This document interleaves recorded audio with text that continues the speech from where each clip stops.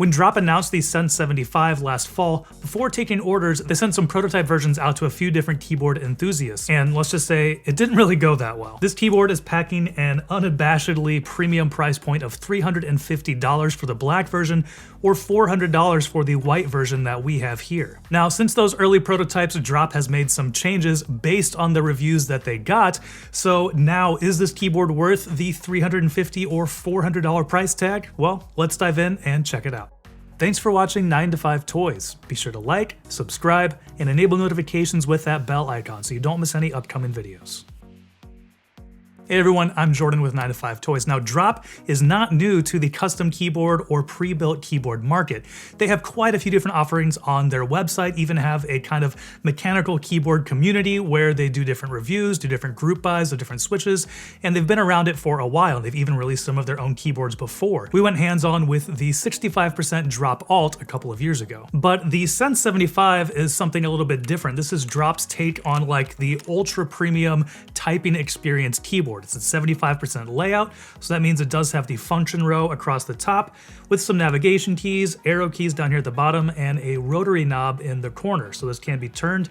By default, it's set to change the volume up and down, and then if you push it in, it will mute or unmute. It also has RGB lighting underneath, and it can be customized through Drop's keyboard configurator app. It also packs some more premium features in the keyboard community like gasket mounting, hot swap switches, and a hefty aluminum chassis that feels and looks very well built. So Drop missed the mark with their early prototypes, but did their changes make this keyboard worthy of the price point. Let's talk about those updates. In October of 2020, Drop posted on their website the announcement of the bare bones versions of this keyboard, which means no switches or keycaps, so you have to purchase those separately, which is available for $250. Additionally, Drop described some new features of the keyboard that were directly in line with the feedback from the prototype from reviewers like Bad Seed Tech. And a shout out to Bad Seed Tech, Brian Phillips. If you haven't subscribed to his channel or checked out his videos, they're incredible. He's an incredible reviewer, so definitely check out his channel. He's even gone as far as to make his own switches, like this dude is in it, so go check him out, a link down in the description. In that list of updates are 2mm thick force break points on each corner of the board to help absorb some sound,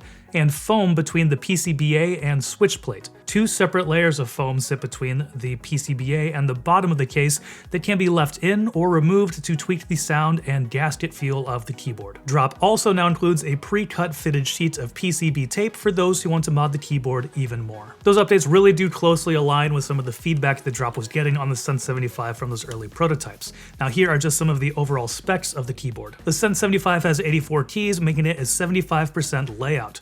It's using 6000 series aircraft grade aluminum for the case. The case angle is 5 degrees. The keycaps are Drop's DCX black on white for this polar version, and those are double shot ABS keycaps. Only one choice for switches. They are pre-lubed Drop Holy Panda X switches. Stabilizers are PCBA mounted Drop Phantom stabilizers. The gasket mounting material is Bisco, which is an elastopolymer. The additional case dampening is EVA foam. The plate material is aluminum, and it is configurable with the Drop keyboard configurator or QMK firmware and some other different options. And it features a removable USB-C connector. And now let's move on to the design. Drop kept things nice and simple and elegant. This is something they usually do across all their products, so definitely props to Drop on that. And really, I think it is a very attractive case overall. One of my favorite parts is on the bottom here, this aluminum weight. Basically, it's a thick aluminum metal piece down here that helps add some weight to the keyboard, but it also just looks phenomenal. This kind of bronzish kind of color, you know, matched with the white and the black of the Drop Sense75 logo here, that all just looks phenomenal. It's a great looking keyboard. The keyboard is also quite heavy, weighing in at 1,422 grams on my scale. You know, and weight doesn't necessarily mean, you know, higher quality, but those two are always correlated in my mind, and so I do prefer a heavier keyboard, and so I like the weight and the heft of the Sense75. The Drop DCX black on white keycaps are great in my opinion. There isn't any RGB shine through, so they can be a bit hard to find at night if you're hunting for a specific key, but the legends are very crisp and the keycaps are made from a thick double-shot ABS plastic. Now, I've used quite a few different keyboards, everything from all the name brands going up to like $250 from the likes of, Razer and Corsair, all the big RGB gaming keyboards, but I've never built one from scratch before. So as far as like a keyboard enthusiast who's gone down the custom rabbit hole, that's not necessarily me. I'm kind of coming at this from someone who's used a lot of pre-builts and tried a bunch of different things. And so that's kind of my experience going into, how this feels to me. I didn't try that prototype version, but this version, with those changes that they've made, I enjoy a tactile switch, and this has been probably one of the best feeling and sounding keyboards that I personally have tried. It's a bit of a bummer that there aren't different switch options because obviously some people are going to prefer a linear switch to a tactile switch, but the Sense75 is also hot swappable, so you can pop in any other switches that you want to try in here. Me personally, I prefer a tactile switch, so I don't mind the Drop Holy Panda X switches that are in here. I really enjoy the feel of these when gaming and when typing. I would maybe prefer a little bit of a lighter switch, that's my own personal preference, but like I said, this has been a dream to type and to game on for me. To me, the keyboard feels thick, it feels weighty, it feels substantial, and I think it sounds that way as well. We'll talk a little bit about the switches that are in here, the Drop Holy Panda X switches. These are made in collaboration with Gateron, but they are to drop spec. So these do come pre-lube, and it's a tactile switch, but it's a very smooth switch. The tactility of it is pretty slight. The spring weight is 60 grams, that is heavier than something like the Cherry MX Brown or even the Aqua switches in my HyperX Alloy Origin 65. But overall, it's given a really satisfying experience. They are pre-lubed, so you don't necessarily have to go in and do it yourself, and that helps to alleviate some like scratchiness that you usually find in switches like those Cherry MX Browns or the HyperX Aqua switches. And here we'll do a sound test so you can hear how the keyboard sounds for yourself.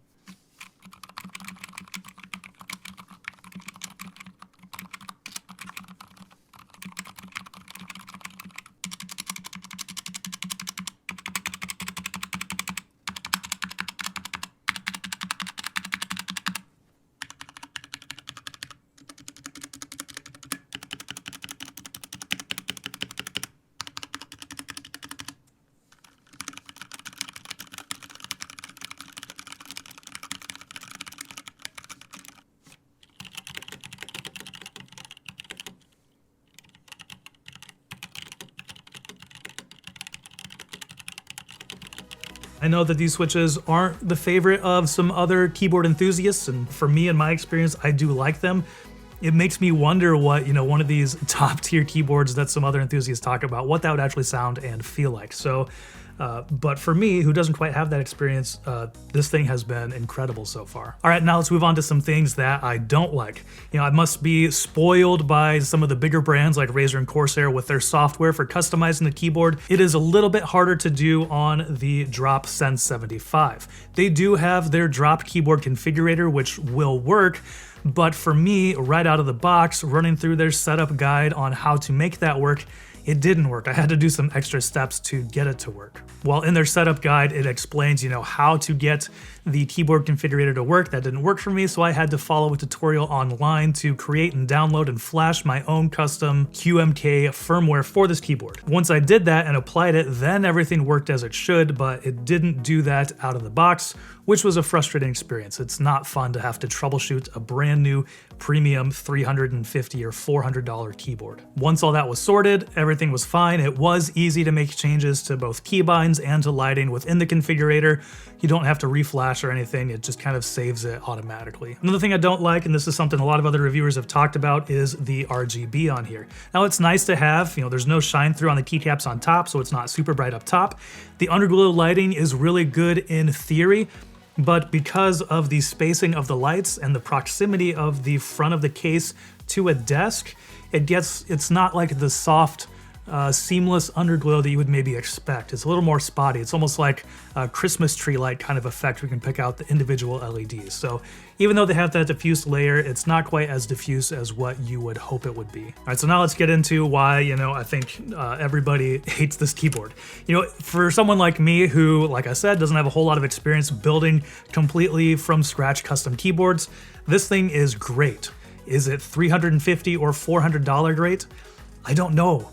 Based on other reviews in the keyboard community that I've seen, there are other options out there that are going to give you a similar experience for a little bit less money. Most aficionados like Bad Seed Tech, like Brian Phillips, they would recommend something like the Keychron Q1. And considering that, the RGB down here in the front isn't really quite up to that premium price point, and that the firmware didn't quite work for me directly out of the box. There were some frustrating things that you wouldn't expect on a keyboard of this price point. So overall, wrapping up here, while I do think that for me, with these changes, it's a good sounding and feeling keyboard, I don't know that I can recommend it for that price point because it really needs to be perfect for that price point. One other thing to keep in mind here is that if you're wanting to try this keyboard out, but you're worried, and don't want to commit to the $350 or $400 price point, Drop does have a 30-day return window.